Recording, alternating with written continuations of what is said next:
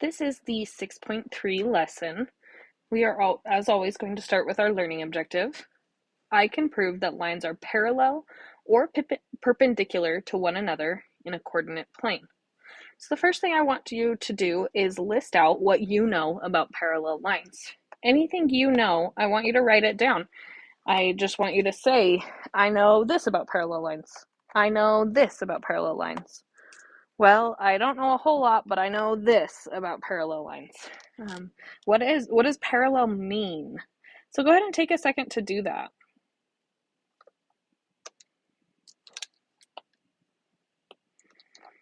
Hopefully you were able to come up with something here. In most of my classes, the first thing that people say about parallel lines is they never cross. Okay? They never cross. Okay. So then the next question, in this picture, there's kind of a lot going on, but which of these lines are parallel? I want you to take a second, maybe use some different colors to highlight which ones are parallel to each other. And then I also want you to try to answer, how do you know? How do you know for sure?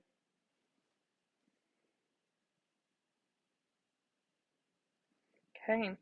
Hopefully you were able to identify that this one, and this one are all parallel. This one and this one are also parallel. And then let's talk about these two. Do we think those two are parallel?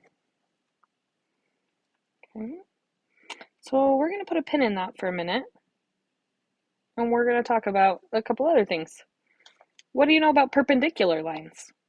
Okay, same thing. Go ahead and list out everything you know about perpendicular lines. Go ahead. Okay, hopefully you remember this. They cross at a 90-degree angle. They look like this, right? And with parallel ones, the most common ones I see people write are like this. All right, so let's explore a little bit more about parallel. Okay, so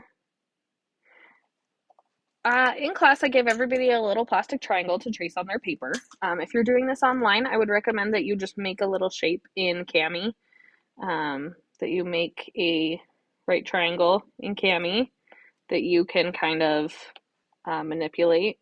Okay, so, and then I'm going to just change the color of this so you guys can see it a little bit better. Okay, oh, missed one. Okay, so I'm just going to go ahead and take this triangle. We're just going to put it somewhere on our grid. I'm going to put mine there. Okay, it's actually not super duper important what size or what location you use for this, and we'll talk about why. I'm just going to make this one a little thicker so it's easier to see.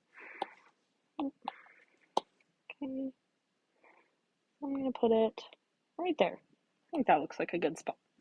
Okay, so then I want you to label your hypotenuse. Now, hopefully you remember this, but if you don't, the hypotenuse is always, so here's our right angle. The hypotenuse is always the side that's across from it. It's also always the longest side in a right triangle. So our hypotenuse is right here. Okay. Now I want you to rotate that triangle 90 degrees. Okay, and I want you to do it around just this point right here, the right angle point. Okay, so there's actually two ways you can do this. Okay, so I'm gonna copy and paste it. Okay, so there's two ways you could go. You could go 90 degrees this direction. Just be careful not to change your size. I know I kind of did just now. Okay. Or if you start from here, also if you hold shift on your keyboard while you're doing this, it will keep it the same size, just so you know. Okay, or you could rotate it kind of back this way. Okay, I'm going to try and fix the size issue that I have. Let's see.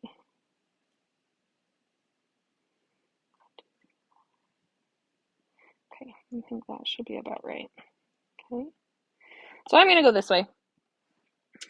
So You can go the other way. That's fine. There's nothing wrong with that.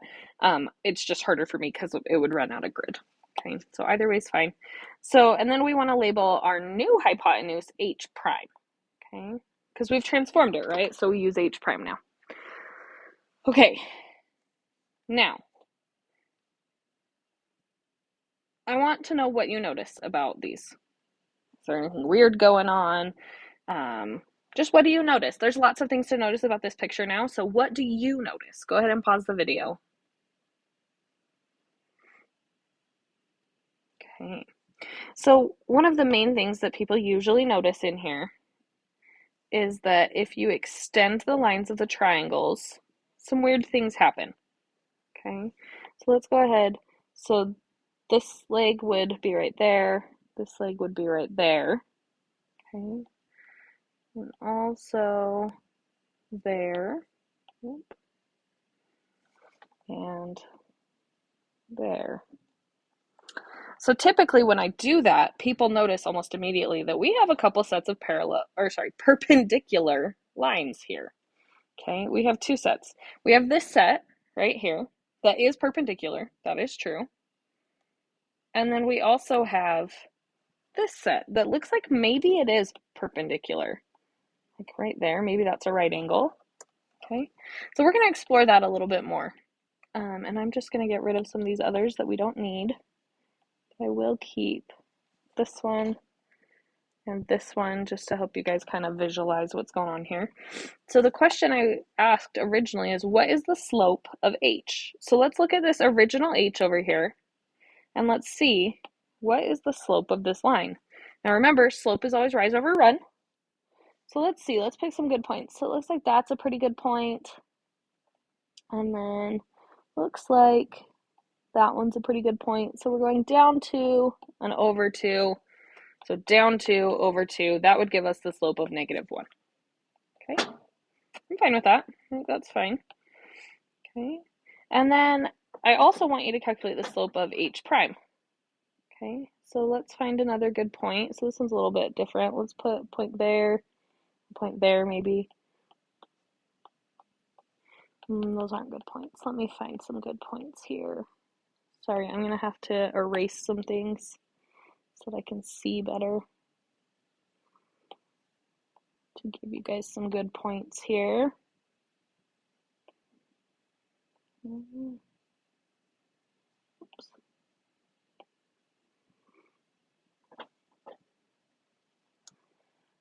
Okay, let's see.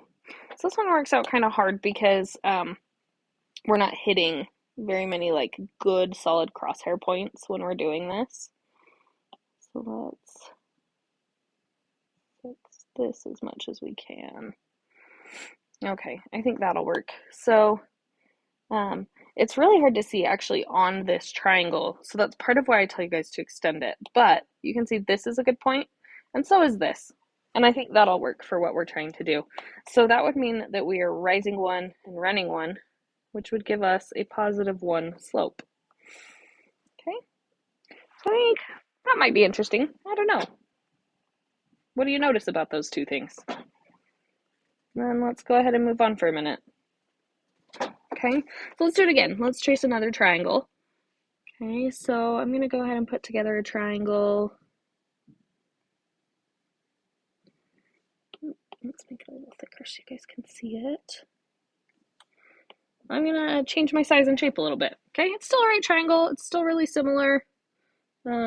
It's just a little bit more tall and skinny. That's not what I meant to do. There we go. Okay.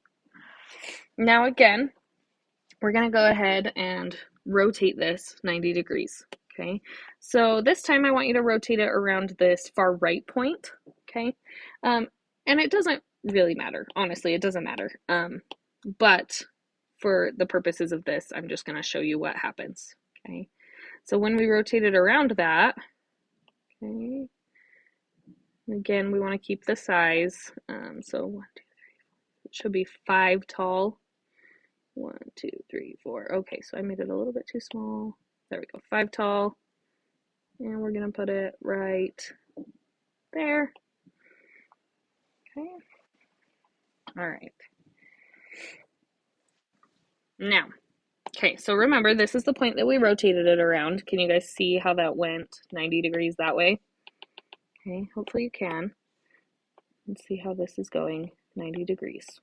Okay, and we want to label our hypotenuse. This time I use C. Some of you may recognize why I use C. If you don't, that's okay though. So this is our original C, okay, and this is our C prime. So I want you to do the same thing. I want you to kind of extend out your hypotenuses, like draw the line further out and see what's going on with them. So there's that one, and then there's that one. And I want to see if you notice anything. What do you notice? Okay, hopefully you noticed these are perpendicular again. That's interesting. So let's go ahead and take a look. What is the slope of C? So some good points for C might be right here and maybe down here. So that would be going down 1, 2, 3, 4, 5, and right 2. So rise over run would be 5 over 2 for C. So the slope of C is 5 halves. And then let's take a look at C prime. So here's a good point, here's a good point. Let's go. So we're going up 2 and right 1, 2, 3, 4, 5. Oh, and I'm sorry, I forgot to write down. So negative 5 halves on the first one, down 5 over 2. On this one, we're going the slope of C prime. We're going up 2 and right 5. And those are both positive directions. So let's go ahead and fill that in, negative 5 halves and 2/5. So what do you notice? Does that hold true on both of these? Now let's go ahead and go back to decide if these lines are parallel. I do want to wrap this up. So you can check your slopes. Hopefully you remember that that parallel lines have the same slope. Okay. So hopefully you can see that is true and you can confirm that. But if we look at these two, like here's a good point, here's a good point. That's going up 1, 2, 3, 4, 5, and over 2. But this one, here's a good point, here's a good point, is going up 1, 2, 3, 4, and over 2, which is the same as 2. So these two actually are not parallel because they don't have the same slope. Now let's go back to the perpendicular lines. What are you noticing about the slopes? So today you should have learned about parallel and perpendicular lines on a coordinate plane. If the lines are parallel, they will have the same slope. And if the lines are perpendicular, they will have opposite reciprocal slopes. That means that, okay? Opposite reciprocal means you flip it upside down